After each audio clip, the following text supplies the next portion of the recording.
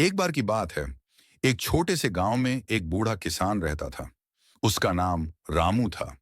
रामू बहुत ही मेहनती और ईमानदार था।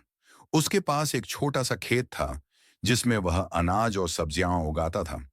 गांव के लोग उसकी मेहनत और ईमानदारी की बहुत इज्जत करते थे। एक दिन गांव में एक नया व्यक्ति आया। उसका नाम था रवि। रवि बहुत ही चालाक और धूर्त था। वह गांव के लोगों को बेवकूफ बनाकर उनसे पैसे ऐंठता था। रवि ने रामू के बारे में सुना और उसके पास गया।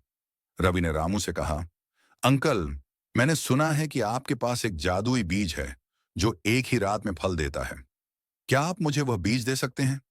रामू ने मुस्कुराते हुए कहा, बेटा, मेरे पास ऐसा कोई बीज नहीं है। मैं तो बस मेहनत करके अपना खेत जोतता हूं और फसल उगाता हूं। रवि ने फिर से कहा, अंकल, आप मुझे वह बीज दीजिए ना। मैं आपको बहुत सारे पैसे दूंगा। रामू ने फिर से मना कर दिया। रवि ने कई बार कोशिश की, लेकिन रामू ने उसे वह बीज नहीं दिया। एक रात रवि ने रामू के खेत में घुसकर उसकी फसल चुरा ली। अगले दिन जब रामू ने देखा कि उसकी फसल गायब है, तो वह बहुत दुखी हुआ। गांव के लोगों ने रामू को सांत्वना दी और उसकी मदद करने की कोशिश की। कुछ दिनों बाद रवि फिर से रामू के पास आया और बोला, अंकल, मैंने सुना है कि आपकी फसल चोरी हो गई है। मैं आपकी मदद कर सकता हूं। आप मुझे वह जादुई बीज दीजिए, मैं आपकी फसल वापस ला दूंगा।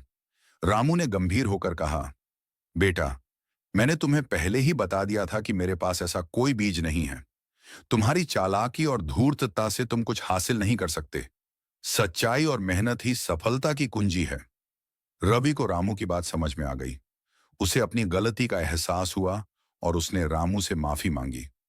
रवि ने रामू की फसल वापस लौटा दी और उसके साथ मिलकर खेत में काम करने लगा।